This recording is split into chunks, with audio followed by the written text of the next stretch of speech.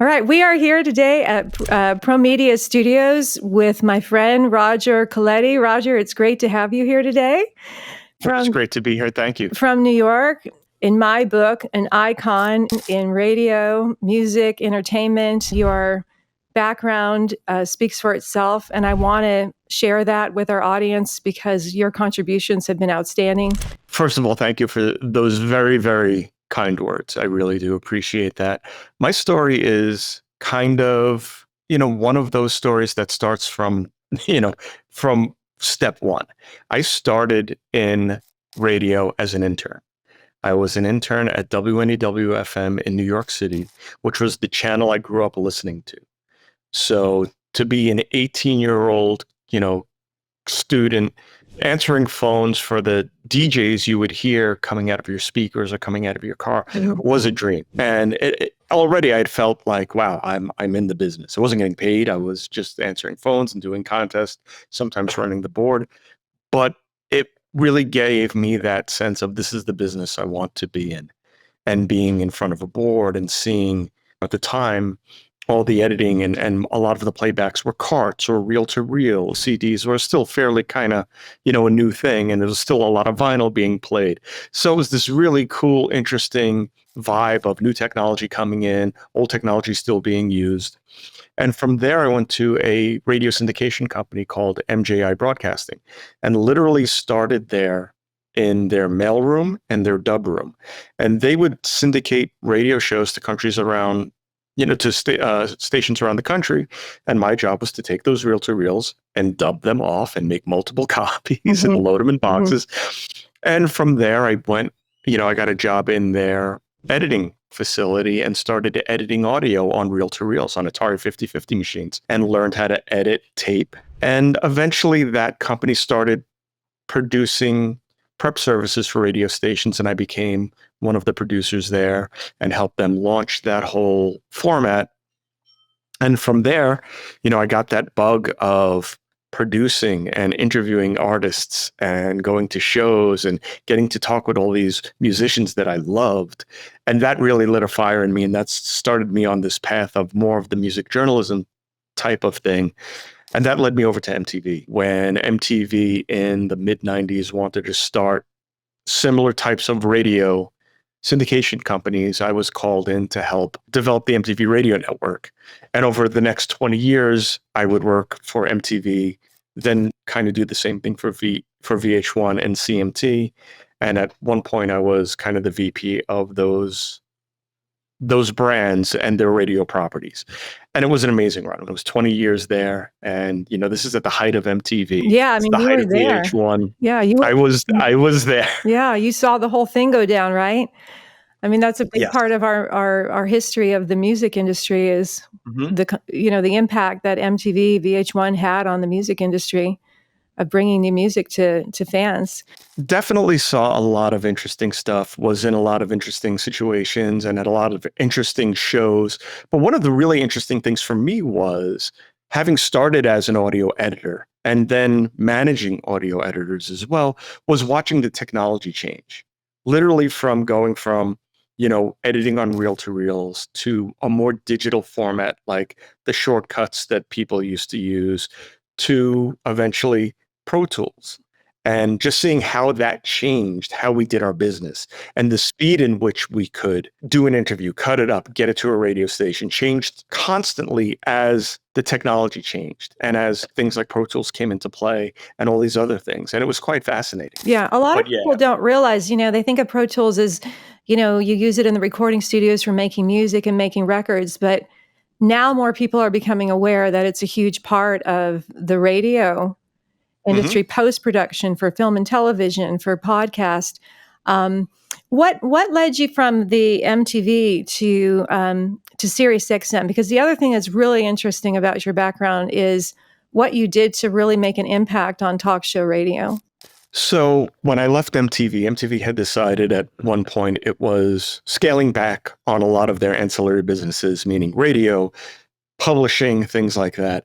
And since I was there for 20 years and at MJI 6 years prior to that, I had really only been on 2 job interviews my entire life.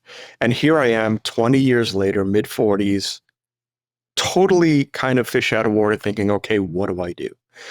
And I kept playing with this idea of music and talk radio kind of being mixed in much the way sports radio was. I'm a massive, massive music fan to the point where I would spend hours arguing with my brother or friends about guitarists or which band is better or which singer is better, all of that kind of stuff. The same way you would argue about a sports team. And I always felt that was missing in the music community. If that existed, where people could discuss music, argue about things, and have deeper conversations about albums and songs and songwriting, that people would flock to it. So I had a meeting with SiriusXM and pitched the idea for SiriusXM Volume, and they really liked the idea and really got behind it. And we started developing it, and it was one of the most amazing experiences of my life to take an idea that you would just talk about and then grow it into this channel that featured amazing, amazing editors, producers, hosts, and people like Mark Goodman, Kurt Loder, Eddie Trunk, legendary journalists like Alan Light and Lori Majewski, all these incredible people. And then to have artists come on and host shows as well, like Melissa Etheridge or Scott Ian from Anthrax or John Resnick from the Goo Goo Dolls, and give them each their own space to create something unique that spoke to their likes in music and their passions, and to do all that and to report daily on music news and report when big things happened or when unfortunate things happened. Like, some of the biggest memories we had were when, people like Eddie Van Halen passed away, and we were live on the air. And for the first time, people could react to these things in real time. And people were calling in with their memories and their thoughts, and we were reacting back with them. And it created this real sense of community. And I think that is like one of the things now, post SiriusXM Volume, and the things I'm trying to do now, I really have a strong feeling that content and community go hand in hand. And if you create great content, it'll create a community along with it, and it should. Right. And we need that as much as possible now, especially with everything that's going Absolutely. on.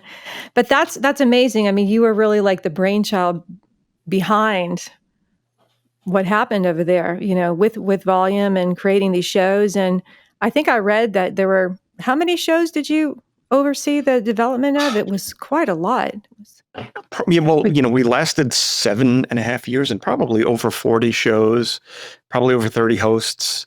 And, while I, designed a lot of the programming originally, it took a team of great people to produce these things and shape them day in, day out. I had a phenomenal staff who I cannot, and not only the staff, but, SiriusXM as a company had a great talent department, had a great social media department, had a great marketing department. And when you get all of these pieces to work together for a common goal, it's amazing what you can do. That's true. Yeah, that's for sure. Yeah. What would you say would probably have been the most exciting project that you got to be a part of, whether it was with a band or, like I know you worked on the Kissology project back. Like, what would you consider like some of your most memorable moments of something that you were part of or created? Kissology is definitely one of them for a few reasons. One, I grew up a major Kiss fan. It is the first concert I went to when I was 8 years old. My dad took me and my brother to Madison Square Garden to see the original lineup in makeup. And that kind of set me off on this journey of wanting to be a musician, wanting to be a drummer, and wanting to be in the music business. And my brother is a major producer, director in TV and music. And, we both grew up Kiss fans, and we both wound up co-producing this Kissology DVD series, many years later, working with the band we grew up on. And that was a phenomenal experience, getting to really hone their archives and create these packages that included mini documentaries, included live concerts, included a movie they did, and kind of repackage these things and try to, put them in a project that kind of told a story and showed the type of band they were as musicians, not just this marketing media thing. And to work with Gene Simmons and Paul Stanley and their manager, Doc McGee, on this project was a great experience. So that was definitely one of the highlights for sure. Yeah, I can imagine. And then how, now you have your own company, and that's where I want to really talk about is you decided to start your own media entertainment company, Roger That Media.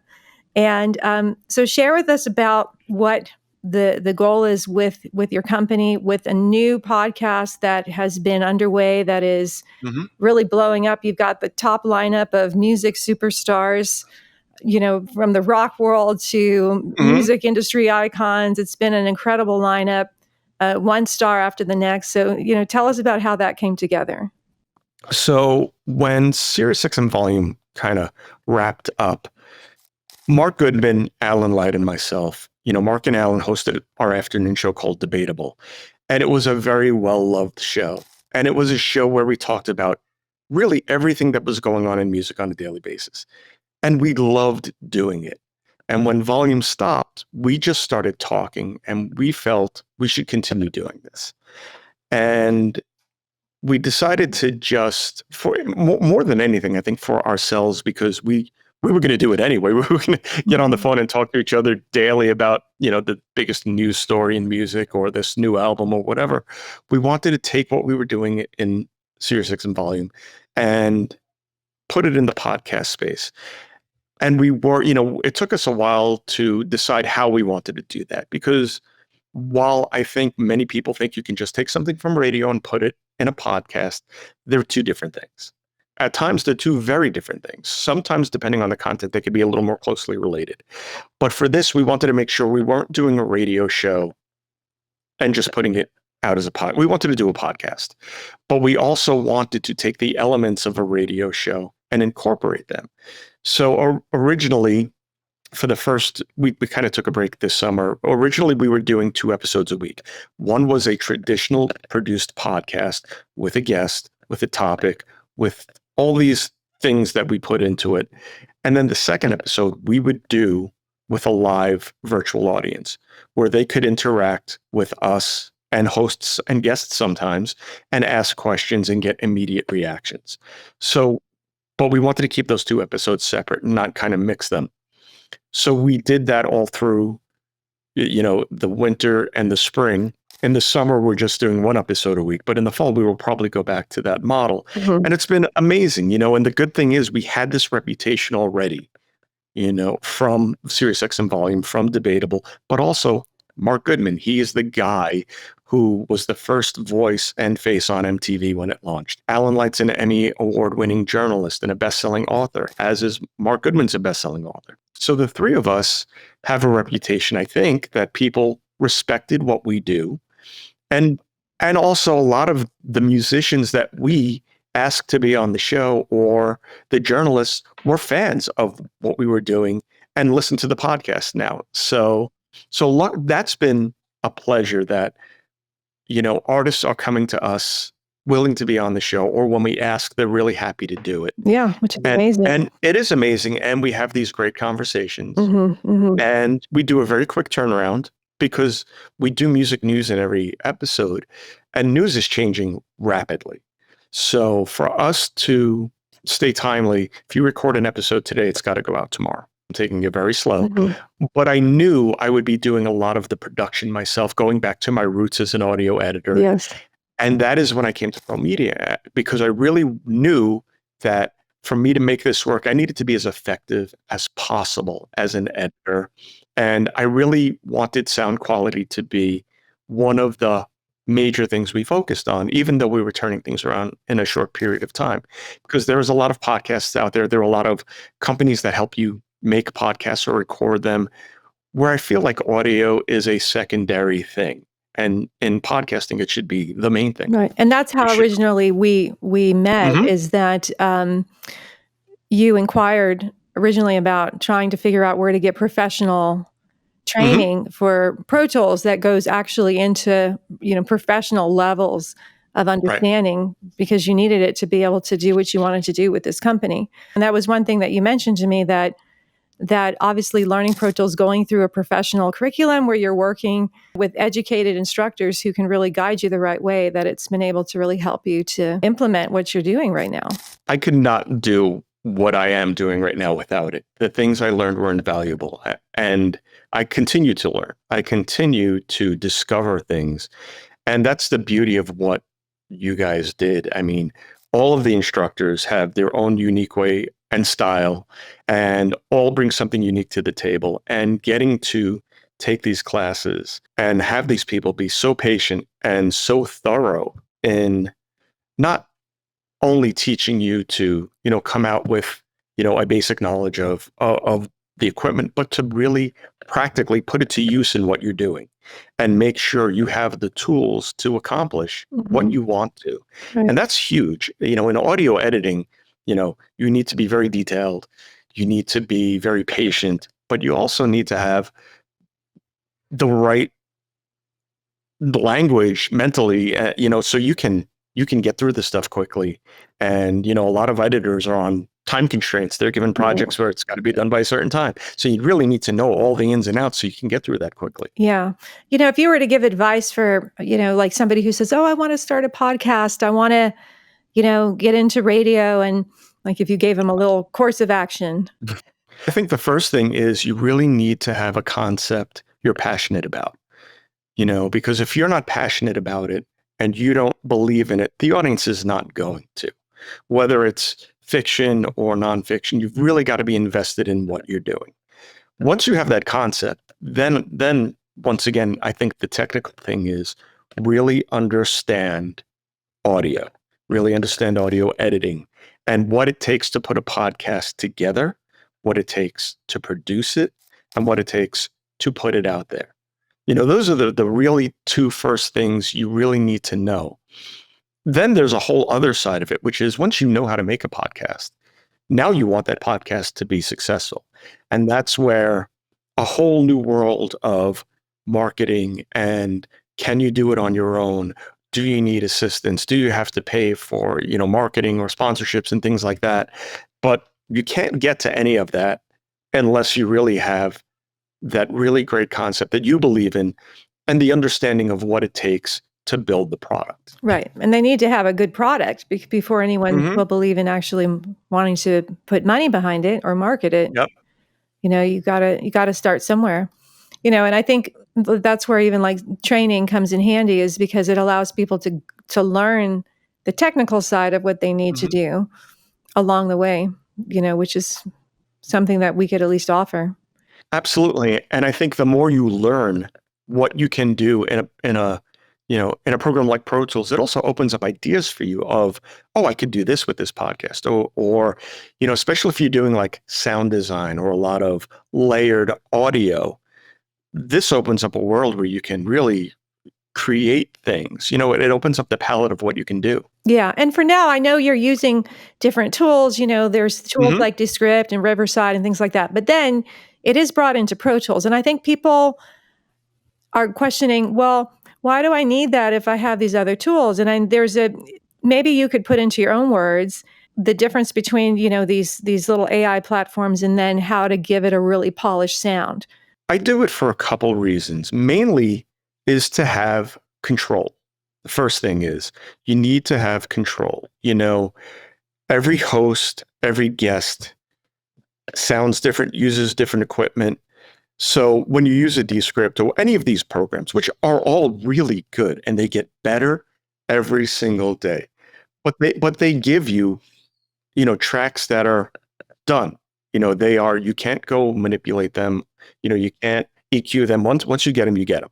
The beautiful thing about bringing them in Pro Tools is now you can make them exactly the way you want to with the array of plugins available. You can, get someone's voice to sound the way you want them to sound. You can give your podcast a sound by giving everyone the same type of compression or EQ, or you could give everyone slightly different sounds so they stand out more. You can pan things. You can do way more in Pro Tools. Plus, you can edit in a way I don't think you can edit anywhere else. Well, that's hands down. Right. That's true. In professional editing, it's always going to be different than a little these kind of off the shelf, platforms Hmm. that it's a good place to start. But if you want to have a polished sound where you're competing against top podcasts you hear on Apple and you hear on, main streaming platforms, you got to have a polished sound to compete for sure. Absolutely. And even if it's just two voices and it's not, you know, a lot of music or sound effects, I would still throw that in Pro Tools every day of the week just because it allows me to get rid of certain noises, tweak things, edit things, speed voices up, slow them down, things that you wouldn't normally think you would need to do until you actually start doing something like this. Mm-hmm. And there's no limit to what you can do in Pro Tools. And that's why I swear by it. Yeah. So tell us again about listeners. They want to hear your podcast and they want to read more about it. So the podcast is called Sound Up with Mark Goodman and Alan Light, and you could go to www.sounduppod.com. And it is a weekly podcast where the three of us really discuss everything that's going on in music and talk to some of the biggest names in music about the projects they're working on or about big topics going on in music. We know that a lot of our listeners are either music fans or they're musicians or they're engineers or they're producers. Mm-hmm. So certain things, certain topics in the music industry are really important to them, whether it's dynamic ticket pricing Mm-hmm. or security at concerts. So we cover a lot of ground and we try to be as timely as possible. But we also love talking to new artists and classic artists about what they're working on. So we have a lot of fun on this podcast. And once again, it's three people who absolutely love the music business, love music, love talking about music, and we get to do it every day. And that's why we do it. We really do it because we really love doing it. And we know there's people out there like us and fans out there like us that want to hear that and want to participate. And we ask the audience to send in questions via audio, via video, via text, and we'll answer them on the podcast or invite them to a live taping. So we really try to make the audience feel like they're part of this. They're part of the community. They're part of the conversation. Fantastic. I'm trying to think if there's anything else that you would like to share. Right now, the podcast is my main focus, but I have worked in video and all these other aspects of media. So I'm really keeping my options open to the types of projects, whether they're documentaries, whether they're podcasts, whether they're radio or TV. I feel like at this point, I really want to try and work on anything that seems interesting, challenging, fun, and especially that is going to form some sense of community. Mm-hmm. Perfect. Hey, this is Roger Coletti of Roger That Media, producer of Sound Up with Mark Goodman and Alan Light. I just want to give a shout out to Promedia Training for giving me all the tools necessary to help launch this project, to help launch my company, and to be able to understand audio editing in a way that I didn't before.